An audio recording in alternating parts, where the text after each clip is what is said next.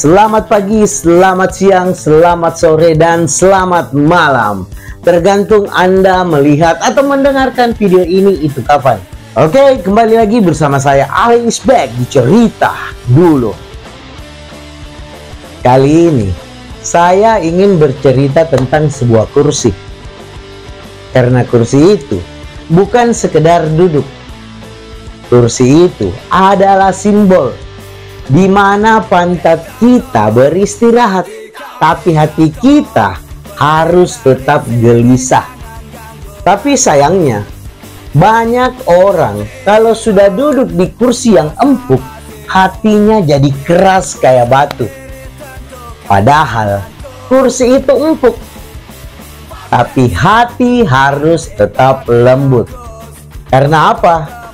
Karena empuknya kursi tidak bisa mengempukkan sikap. Kursi empuk itu biasanya adalah kursi kekuasaan. Kalau kita rakyat kecil, kursinya plastik, dipakai 2 kali kawinan sudah retak atau pecah atau patah sekalian. Tapi kalau kursi pejabat, kursinya sofa bos, kulit asli, bisa buat rebahan. Tapi anehnya, kursi empuk bikin lupa kalau rakyat di luar sana masih duduk di tikar atau di lantai. Duduk di kursi empuk itu seperti cinta yang toksik. Enak di awal, bikin sakit di akhir. Karena ketika pantat sudah nyaman, hati jadi kaku. Dan ketika hati sudah kaku, rakyat pun menjadi batu bata pembangunan. Pejabat itu kalau duduk di kursi yang empuk, bicaranya pelan, sopan, kayak orang yang baru selesai di spa. Tapi kalau rakyat minta bantuan, jawabannya keras, dingin, penuh birokrasi. Makanya saya bilang, kursi empuk tapi hati tetap keras. Kalau kursinya keras, hatinya biasanya malah empuk. Contohnya rakyat yang duduk di kursi kayu warung kopi. Mereka masih gampang nolong tetangganya sendiri. Tapi kalau pejabat, boro-boro nolong. Lewat aja, kaca mobilnya di atas bos, kaca mobilnya tertutup. Saya tanya sekarang, kenapa kalau rapat DPR kursinya empuk semua? Ada yang bisa jawab? Jawab di kolom komentar. Dan jawabannya adalah, biar kalau rapat ngantuk, jatuhnya pelan. Bayangin kalau kursinya kursi kayu, begitu ngantuk, blak, jatuh terbalik-balik.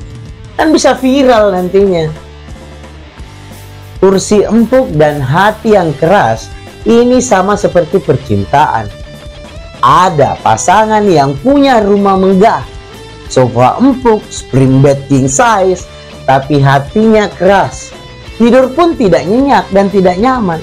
Ada juga pasangan di kontrakan, duduk di kursi plastik pinjaman, tapi hatinya lembut, akhirnya bisa makan Indomie bareng jadi romantis. Bisa makan romantis walau makan Indomie gratis. Hai. Duduk di kursi sambil minum jus alpukat campur durian. Kursi boleh empuk terus, tapi hati jangan jadi batu karang. Saya pernah duduk di kursi ruangan tunggu pejabat. Empuknya luar biasa, sampai punggung saya bingung. Terus saya bilanglah dalam hati, ini kursi apa ranjang bahaya? Tapi setelah saya keluar, rakyat duduk di lantai. Dari situ saya sadar, kursi itu bukan sekedar kursi. Kursi itu memisahkan antara merasa punya dunia dengan yang hanya menumpang hidup saja bos. Makanya kalau kursi empuk, hati keras, itu bahaya.